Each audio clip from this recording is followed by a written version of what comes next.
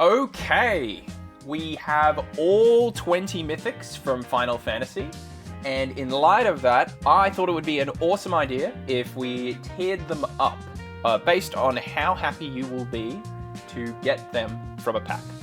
We have 22 cards here. The 2 extra cards are going to be the Cloud and Sephiroth from the starter kit. They're not cards you can get from packs, but they are standard legal, so I figured we would tier them here. We're going to basically have S tier be sold out tier.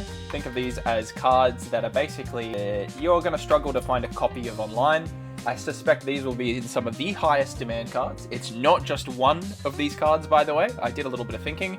There is actually a few other than probably the most obvious one in terms of power. And then we also have the I'm sorry tier.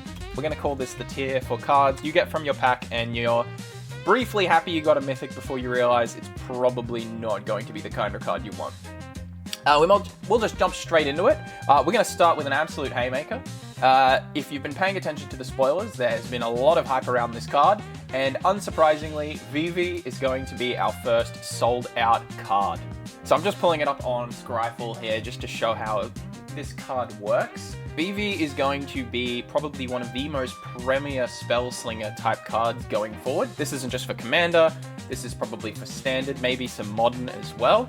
In fact, its ability isn't a tap ability, where effectively, if you have spells to cast alongside Vivi, or waste to even just artificially pump his power, you're going to be able to generate mana. There's also a lot of implications for blinking him, where if you have some sort of static way to give him more than 0 power, you blink him, bring him back in. It's a new Vivi, you can use the ability again, basically. I think there's a ton of applications for this card. The fact it does 1 damage every time you cast a non-creature spell as well is just extra icing on the cake. I think Vivi will be everywhere. I think it will be a card even in non-commander formats people will want multiple copies of. It may even bring his own deck out. This is the exact kind of card I think of when we get a S-tier must-buy card that people are really going to be chasing after. For commander players out there, if you were playing against Izzet, I suspect you'll be seeing Vivi in that deck somewhere if he isn't the commander outright. Definitely the standout card to be getting this set. And if you happen to get one of his pretty blinged out versions like here, as you can see already, this thing's pre-ordering for 160 bucks. You're going to be super happy. But Vivi isn't the only S-tier card I have in mind, actually. I think there is another card that's getting a lot less fanfare that I think people will realize pretty quick is a real powerhouse. Not only is she a build-around card, but I also think she plays a pretty significant role in a few constructed decks and commander decks, and that is Yuna. Yuna Hope of Spira, I hope I'm saying that right, is going to be a 5-drop cleric that cares about bringing back enchantments. So a lot of reanimation spells are already 5 mana. This is 5 mana attached to a body. It does come in with a finality counter though. However though, there is a lot of good enchantment creatures you can choose from. Duskmourn gave us a bunch, such as the green and white overlords, which are both fantastic targets that slot right into the deck. I think she's also mainly designed to work with these new summons. So I'm thinking of the 3 mana summoned Fenrir. That's going to be a 3 mana enchantment creature that comes in and immediately gets you a land. I think there's a lot of good applications there. The fact that she gives them trample, lifelink, and ward 2, while also having that herself, means your opponents might actually struggle to deal with her the turn you play her, meaning you'll probably get her effect, considering it also triggers at end step.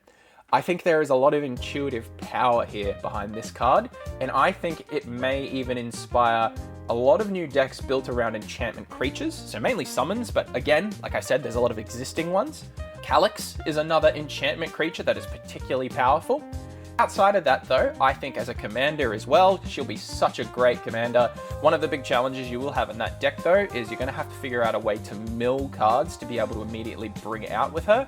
Green gives you quite a few cards that let you mill, but I think missing out on black and blue, which are 2 very strong mill colors, will make it a bit more of a deck building challenge. I do think, however, she's going to be really powerful and definitely one to watch out for. Really happy if you happen to get her from a booster pack. Next up, I'm going to cover a middle-of-the-road card. This is definitely a story of how the mighty have fallen.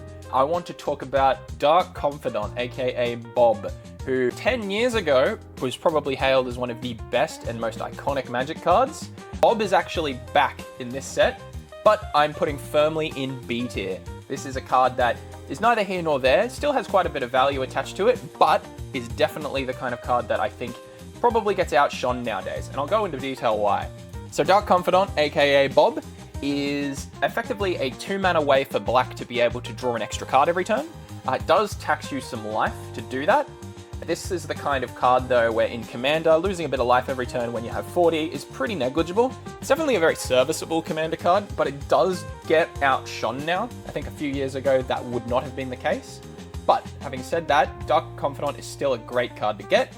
I'm thinking of cards like Caustic Bronco from Outlaws of Thunder Junction, which is a rare, has 1 extra health. And even though it doesn't get you the card immediately, I would argue the fact that you can saddle it and make your opponents lose the health instead makes it actually quite a strong aggro card. The saddle cost is also very cheap. There's plenty of 2-drops and 3-drops that can be put down the turn after you play the Bronco to immediately saddle it. Beyond that though, Dark Confidant, just a consistent card. Not the kind of card that's going to win you games anymore. Probably actually the opposite. I think in Modern, Standard, other constructed formats, losing that life, particularly when you only have 20, can actually be the difference between losing and winning. Aggro is very strong in these formats, so taxing your life is a very big deal nowadays. That's why I think we've seen a lot less of Bob here, and I just don't think Bob is as good as he used to be. Still excited to see it back though. The next card I want to cover is probably my pick for the worst card of the set in terms of mythic rarity. If you do happen to pull this, I am very sorry for your loss. Seems like an exciting card when you first get it, but I think that Aettir and Priwen is our weakest card of the set, unfortunately. If you don't know, this is a 6-mana legendary artifact. Has a really flashy effect that lets you equip it to a creature to give it as much power and toughness as your life.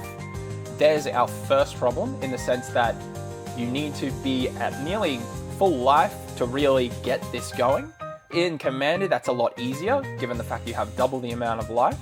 The other thing holding it back, though, is the fact it is an equipment and has a very high equip cost, too. So not only are you paying 6 mana to get this out, you're also paying 5 mana to equip it.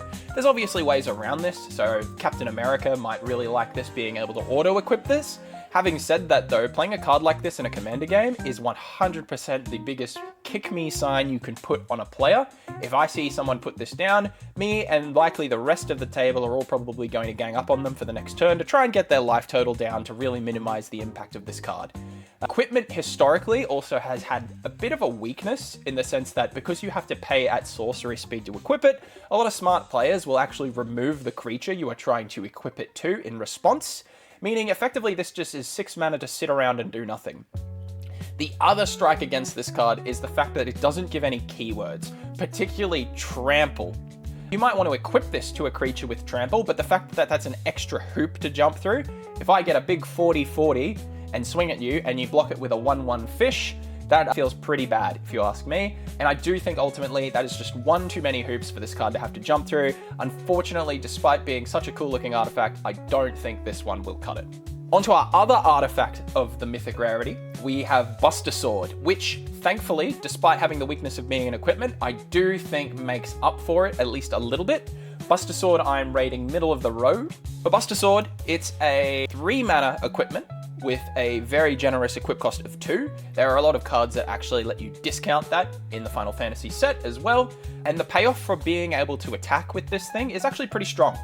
The free spell and drawing a card are both really great effects. Cloud, who we'll cover later, doubles this, so very much designed for him in mind.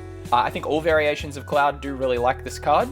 I would say because of the cheaper cost associated with this card and the fact that it's a much cheaper equip cost, and we're getting some combat tricks that let you get around that, I do think that there is a lot in favor for Buster Sword compared to its previous comparison, or compared to the previous artifact.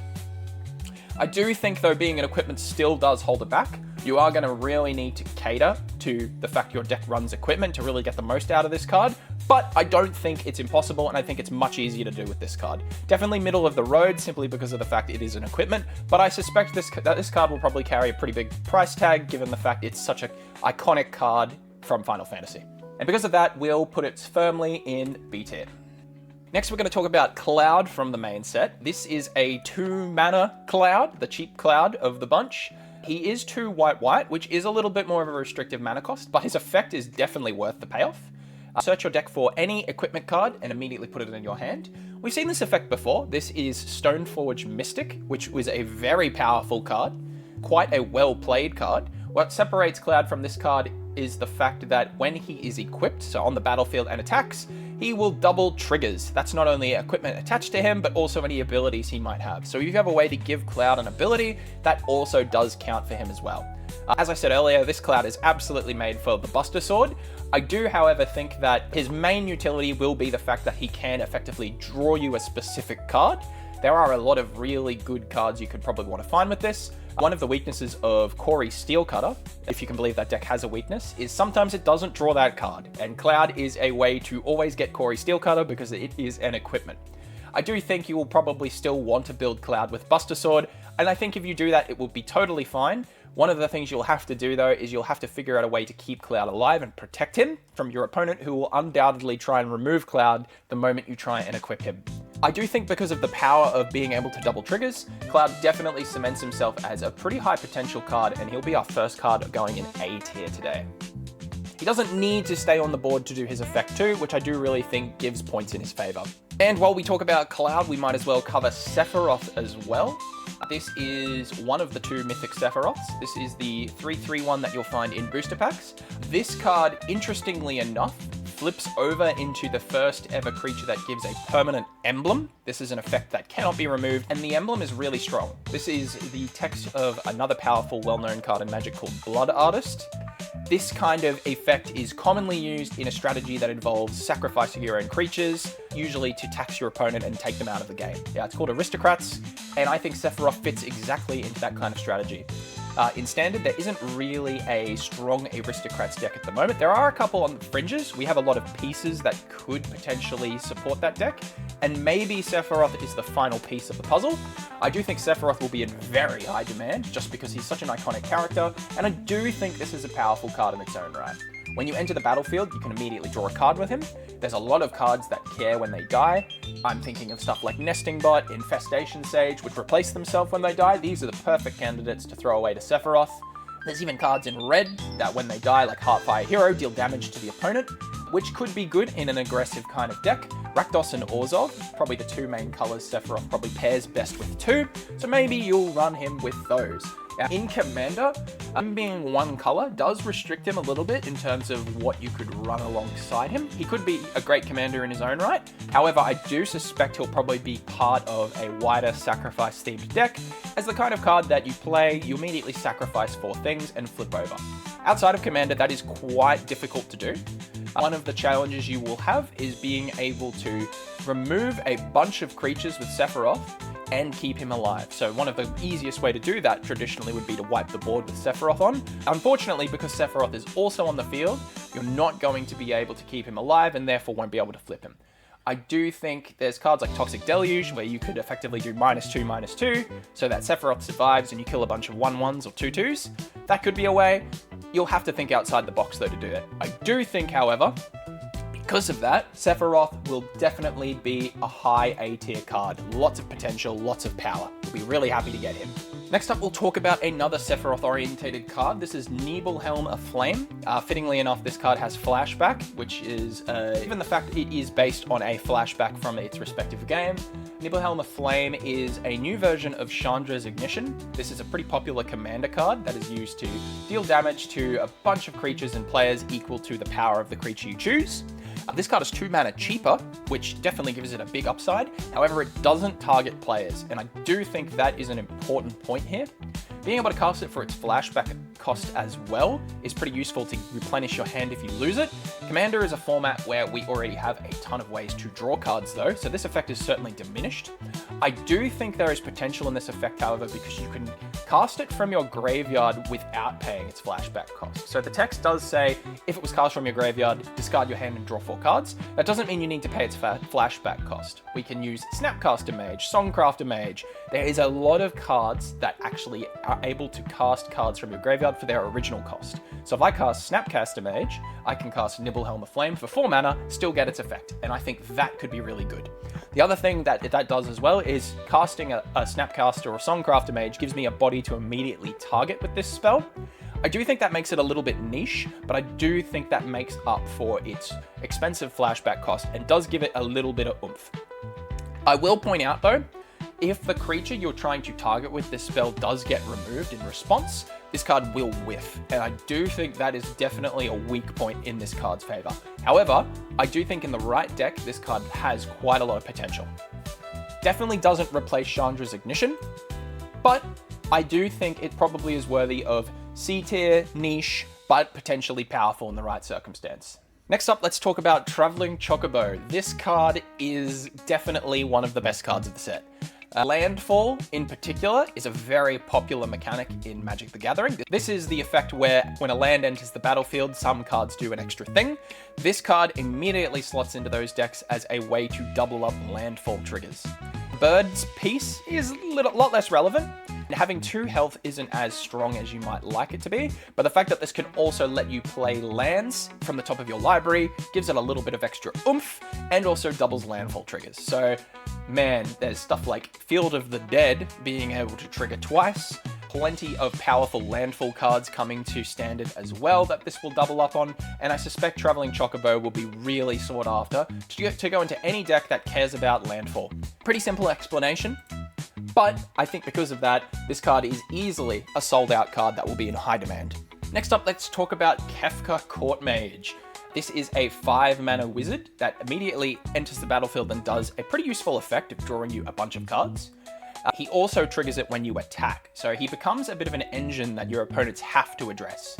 He does have quite a restrictive mana cost. You have to be in 3 colors to be able to make use of him. And his stats being a 4/5, little bit on the weaker end for what I would expect to pay for a card that has that kind of stat.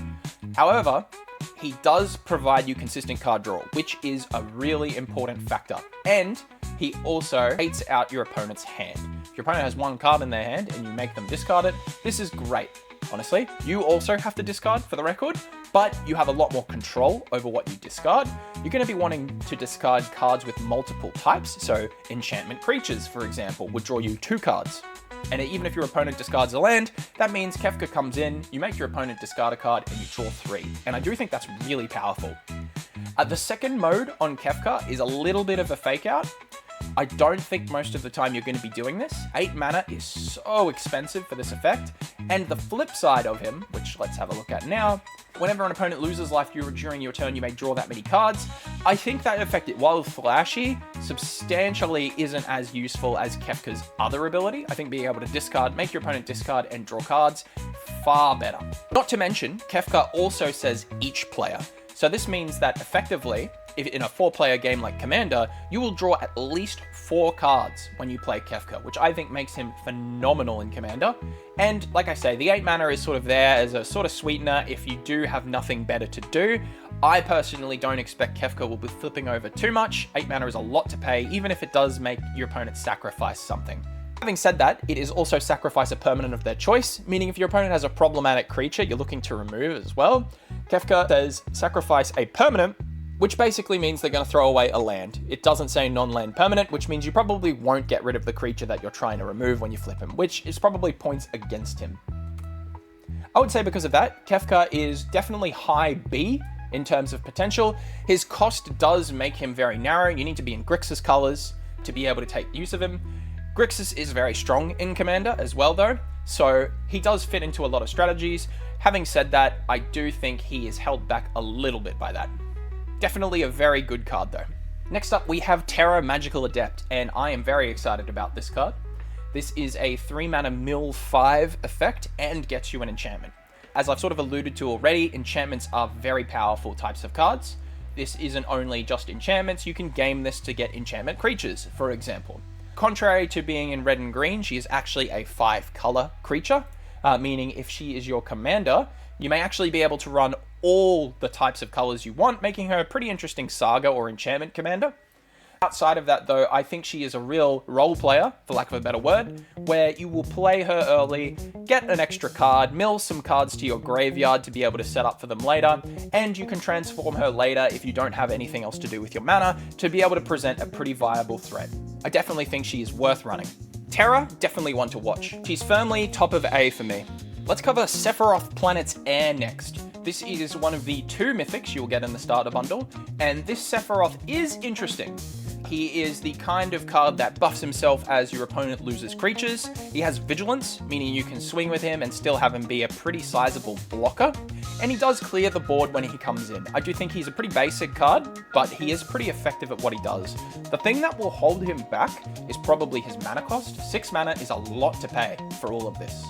I do think being in 2 colors is useful. He could be a pretty interesting commander because of that. You could blink him, have him constantly remove a bunch of little creatures and make himself bigger because of that. But I do think being 6 mana means he will struggle to hit the board a lot of the time before it matters. He gets directly competed with another card called Harvester of Misery currently. This is a 5 mana card that gives -2/-2 to all creatures, but can also be cast for 2 mana in a pinch to give 1 creature -2/-2. And I do think Harvester of Misery kind of pushes Sephiroth out of the equation at the moment. But having said that, I think Sephiroth is perfectly serviceable if you are looking to rep him. I do think he can become quite a big threat if he isn't removed. Having said that, he doesn't have a way to protect himself, meaning you've paid 6 mana to effectively get an effect you could have gotten for cheaper.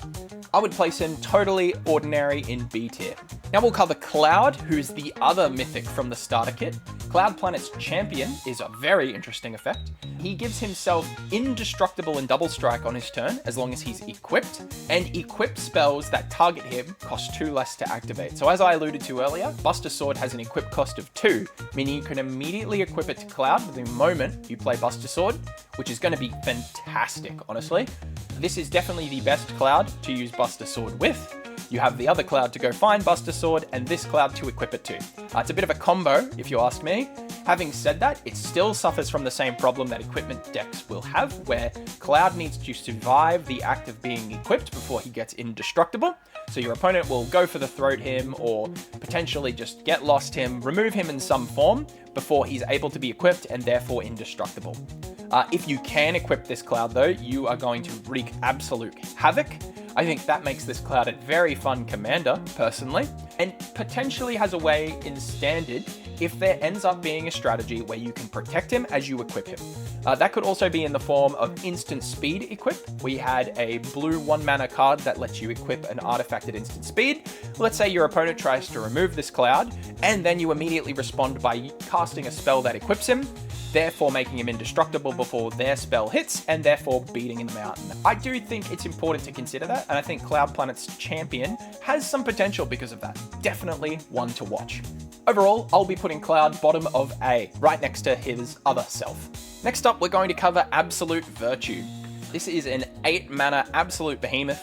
It's important to note with these kind of cards, the moment you see 8 mana, you got to think about how you're going to play this without paying its exuberant mana cost. If you do manage to play it, however, it does mean it can't be countered. That is somewhat relevant, not always though.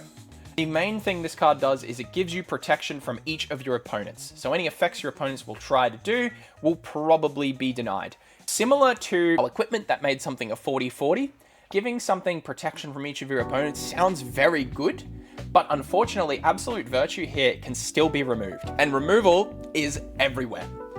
Because of that, Absolute Virtue will absolutely be held back by that. And I think that Absolute Virtue will struggle, in all honesty. White and blue aren't the best colors for reanimating. White has a few ways, but black is above and beyond the best way to reanimate a target. And I don't think Absolute Virtue being cast for 8 mana, only to be removed by a spell that costs 2 mana or knocked out by a board wipe, I just don't think that's good enough, unfortunately. I do think that makes this card one of the weaker ones. Absolute Virtue probably going bottom of C because of that. An interesting comparison to Absolute Virtue is our next card, Ancient Adamantoise. This is another 8 mana card in green that also effectively says you have protection, although not quite. It basically will transfer damage from you to this bad boy. This thing has 20 life.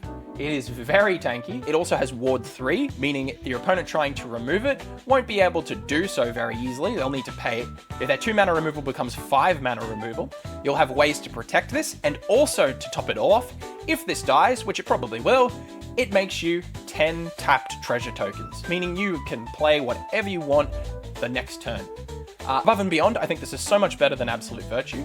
I think if there's going to be a big tanky card you ramp to or resurrect, I think this card combos phenomenally with Perenation, basically meaning that not only can you not take damage, but if this thing takes the damage for you and goes below 0, Indestructible means it won't be destroyed. Hexproof also means that it can't be targeted and destroyed too. There is so much going for this card, and I think it is markedly better than the Virtue. I think it's safe to say this card will be high B tier.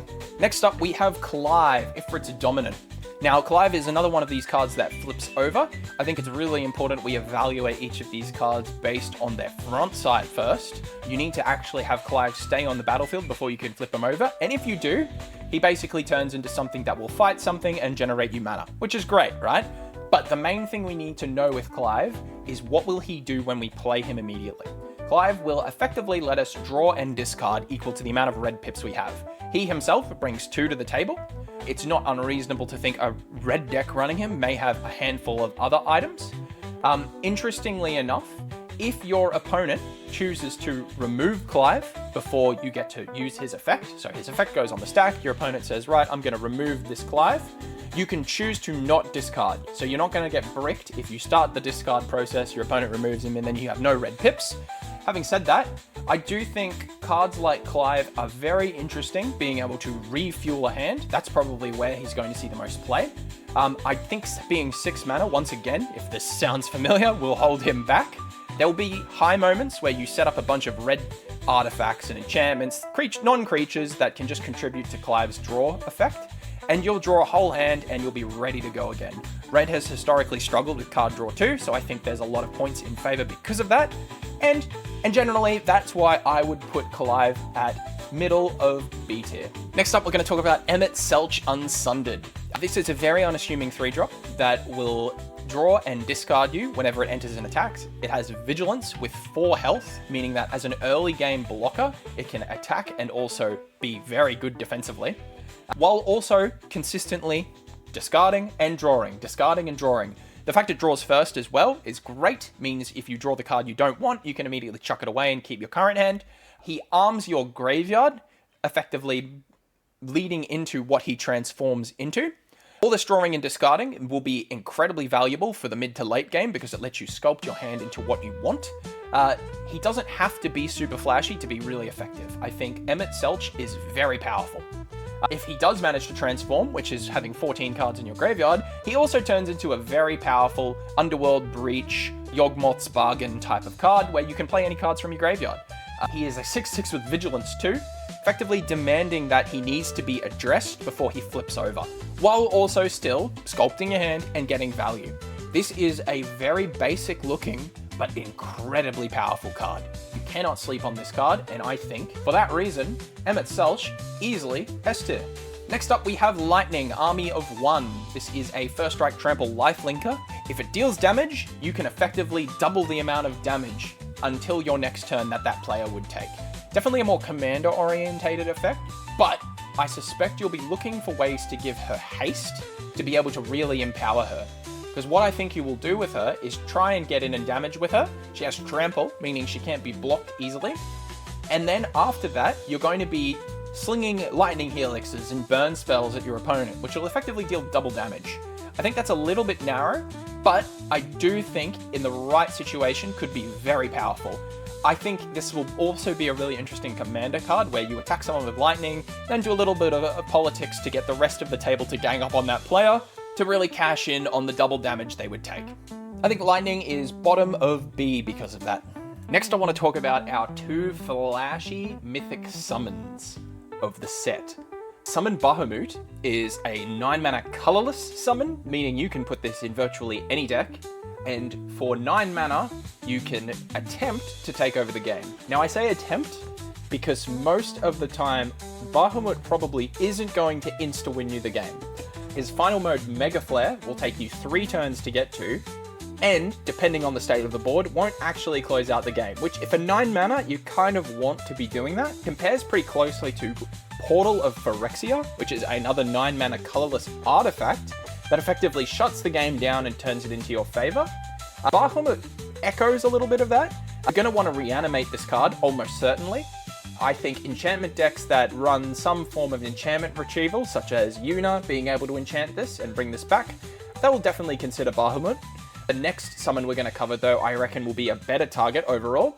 Having said that, though, Bahamut does pretty well for what you get. Doesn't end you the game, though. I would not be paying 9 mana for this, but if you do pull this, I would definitely be looking to use it in some form of summon deck. Bahamut probably a solid B tier, assuming you're not paying the full price for it. The other summon, though, Knights of the Round, is undoubtedly the better of the two summons. I think this is the kind of card that comes down and effectively threatens to end the game on the spot. Every turn, you'll create an army of knights. In addition, though, and this is the real kicker, the Knight Saga itself, so the summon, is indestructible, meaning your options to get rid of this are really limited. Unlike Bahamut, where you can destroy it before it gets to Mega Flare, Knights of the Round will consistently crap out tons of knights that need to be dealt with. If your opponent uses a board wipe, which is the natural answer to a card like this, with some exceptions, it won't remove Knights of the Round, and then you'll be able to repeatedly keep making the army. And then once you get to the end, you'll basically buff all your creatures and then make them indestructible. I think by then you've probably won the game. This card probably pairs incredibly well in any sort of go wide, buff lots of creatures style deck. Again, similar to Bahamut, you're probably not wanting to pay the full cost for this. You're going to want to cheat it out somehow, either by taking it out of your graveyard or not paying mana for its cost. There's a few ways to do this, but those are probably the two common ways I expect to see. Again, another reason why I'm really high on the new Yuna card. Overall though, Knights of the Round absolutely deserves a spot in A tier as a card that I think will definitely pop up. The last two cards we're going to be talking about are both blue mythics that I think will probably be among the hardest to evaluate. Y'shtola here will effectively blink a card multiple times.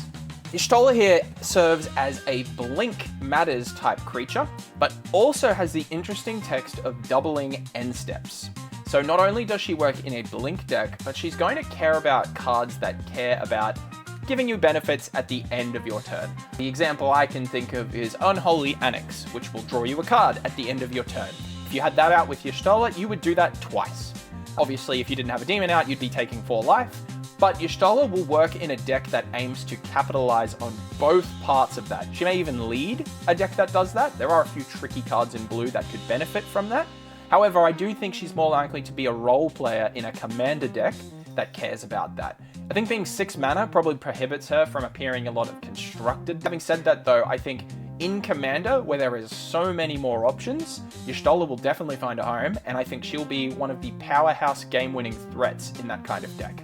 For that reason, I would be putting Y'shtola middle of B. I do think that she is just niche enough that you'll probably find that she requires a little bit of setup to get going. Can't really put it any higher than that.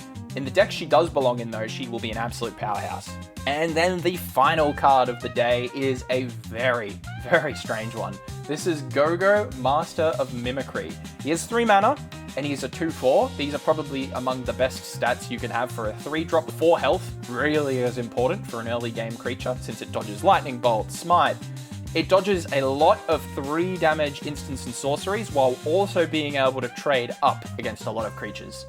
Its ability, however, allows it to copy activated or triggered abilities. The double X cost is a little bit prohibitive, in the sense that you'll be using this alongside another creature or permanent you play, meaning, however, that effectively you'll have to pay at least 2 extra mana on top of anything you're looking to double up. I do think that probably holds it back a little bit. One of the tricky things with Gogo, I think, is that it's difficult to point at a specific card that it will pair incredibly well with. It is a wizard. Wizards do have a lot of activated or triggered abilities, but I can't think off the top of my head of any game-winning threats. Having said that, I think Gogo has potential. There'll probably be some absolute cooker who manages to brew something with Gogo. In Constructed, being 3 mana is a step in its advantage. I do think that there is a world where if there's a standard or modern card that pairs nicely with this, perhaps it could see play. I think the fact it needs to tap, meaning it can't do it the turn it comes in, probably is more of a weakness. In Commander, this is similar to Y'shtola, probably sees play in specific commanders that want to have their activated or trigger abilities trigger multiple times. The one I'm thinking of for my own personal decks is probably Mothman, where you can effectively triple or double up on the amount of rad counters you give people. I think that could be interesting. And outside of that, I think Gogo probably has a few more niche applications than general ones. I think, however, compared to a lot of the other mythics, you're probably not unhappy to see him. Don't expect him to command a particularly high price though. For that reason, I'll be putting Gogo probably at the top of C tier. So, let's take a quick look at the tier list again, just to make sure there's no more other changes. I am pretty happy with how things have fallen into place. I think Dark Confidant probably is your good litmus test. If something is above Dark Confidant, I think it's probably above average. Something below Dark Confidant is probably, alright. It's probably more niche, let's be honest. I think the quality of the mythics in this set is actually pretty good. Definitely more commander orientated than standard or constructed. But I do think there is a lot of mythics here that if you do pull, you'll be really happy to get. Anyway, that was going to be it for this video. If you like more of what I do, let me know in the comments and subscribe. Till then, I'll see you in the next one. Cheers.